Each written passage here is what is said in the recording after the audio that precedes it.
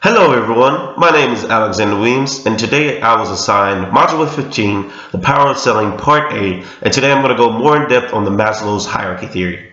The text definition of this theory is a hierarchy of needs that begins with the most basic of physiological needs.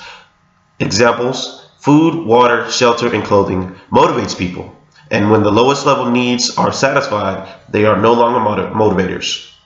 The hierarchy represents the different stages that humans go through to be satisfied with their lives are presently in, or their lives are presently in. More specifically, it is a needs versus wants type of theory where your physiological needs are met before your psychological needs within your daily lives. Now that I have discussed what the Maslow hierarchy is, I will now describe how an experience relates to this situation. When I was growing up within my childhood, my family did not have a very secure household when it came to money or shelter as well. There'd be some days that I would be able to eat, but there would be other days that I would have to fend for myself and not actually have to go out and find food because my mother could not just provide for me and my three other siblings that were living with us at the time. The reason being for this was because of the fact that her job that she was at with the Child Protective Services, she was not able to have a sustainable income to be able to raise three children on her own within a stable community. And so sometimes me and my other brothers and sisters would suffer the consequences of not being able to have that. There would be some days that we would have shelter and we would have food and clothing, but there would be some days that we'd be worried about where our next meal come from, where we'd be living at, if we would be living, if the lights would stay on or if they would be turned off. And within that time, we would try to fend for ourselves and try to help out our mother because she tried her hardest to be able to provide for our physiological needs, where we would have food, shelter, and water, but there would be sometimes that our psychological needs would not be being met, and what was actually happening is that it would be a detrimental effect within our lives later on in life. But eventually, my mother received a pay raise, and we were able to start living comfortably within my first years of high school. My wants and needs were both being met when our family was started to have a prosperity period.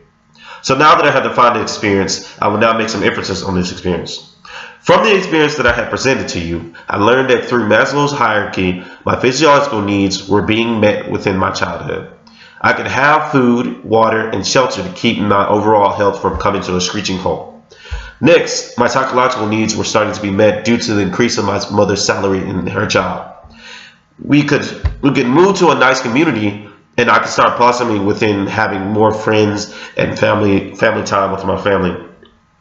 Finally, my self-fulfillment needs were being met because of the fact that my family would encourage me to do my best within any aspect of my life, and they would provide me with the resources to be able to achieve those goals. So now that I have made some inferences, I would now like to discuss how these inferences can be just transferred to different parts of my life. Within our society today, Maslow's hierarchy can be used with your everyday life. Some examples where Maslow's hierarchy exists would be when you're browsing within communities to find a stable and livable community. Also, when you're searching for a job that would actually provide you with a high salary to be able to sustain your comfortable living, and so many more after this. Maslow's hierarchy is a very useful tool when you are trying to prioritize your needs from your wants and how you can be successful within your daily lives.